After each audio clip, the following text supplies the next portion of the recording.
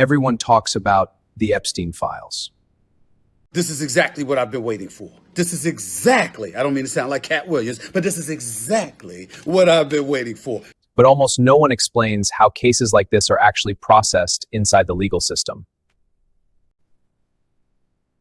When powerful names appear in court documents, people immediately jump to conclusions, accusations, guilt, cover-ups. Trayvon, just go to the office. What'd I do? Just go to the office. What'd I do? But legally speaking, that's not how justice works. In today's video, I'm not discussing rumors. I'm not speculating about individuals. I'm breaking down how the US legal system handles high-profile cases, from investigation to court, and what due process actually means. Welcome to The Trending Lawyer. Why are you gay? First, we need to understand something very important. Being named in a court document does not mean someone is guilty of a crime. Now, we don't care. Let me tell you, we don't care. There are major legal differences between being mentioned, being investigated, being charged, being indicted, being convicted.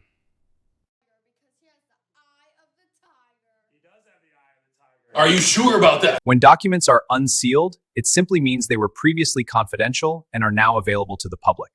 Unsealed records can include witness testimony, allegations, motions, depositions, references to third parties.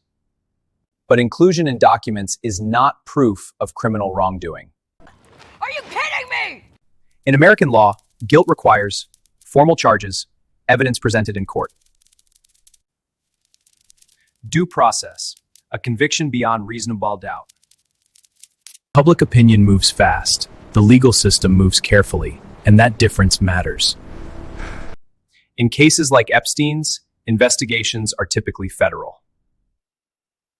That means agencies like the FBI, federal prosecutors, U.S. attorneys.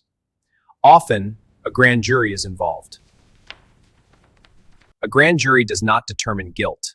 It determines whether there is enough evidence to formally charge someone. What is he doing? He's beginning to believe. These proceedings are secret by law. Why? To protect ongoing investigations, protect witness safety, prevent reputational harm to people not charged. If enough evidence exists, an indictment may follow. If not, the investigation may close without charges.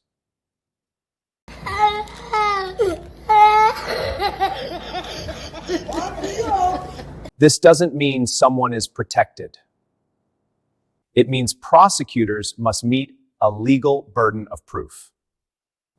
And that burden is intentionally high. Daddy, chill.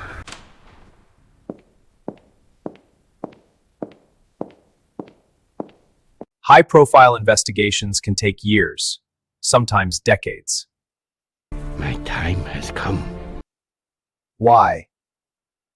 Because prosecutors must verify evidence, corroborate witness statements, review digital records, ensure constitutional rights are protected. Defense attorneys also challenge evidence admissibility, search warrants, witness credibility, procedural errors. If mistakes are made, cases collapse on appeal. Justice rushed can become justice reversed. That's why the process is slow, technical, and deliberate. Stop it.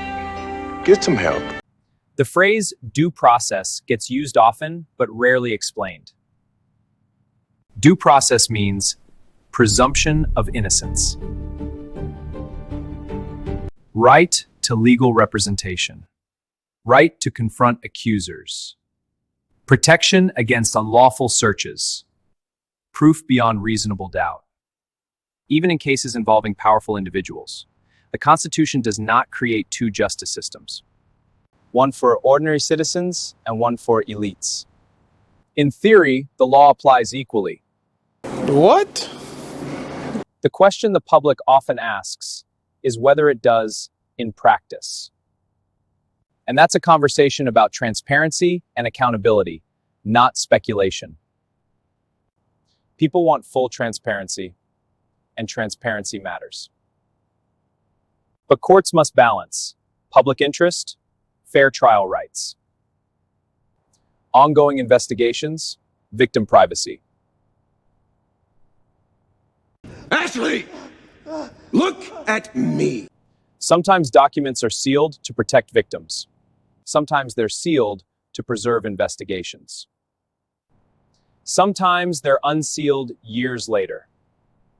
The legal system is built to protect both justice and rights, even when emotions run high.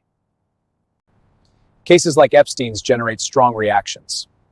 But as legal observers, it's important to separate emotion from evidence.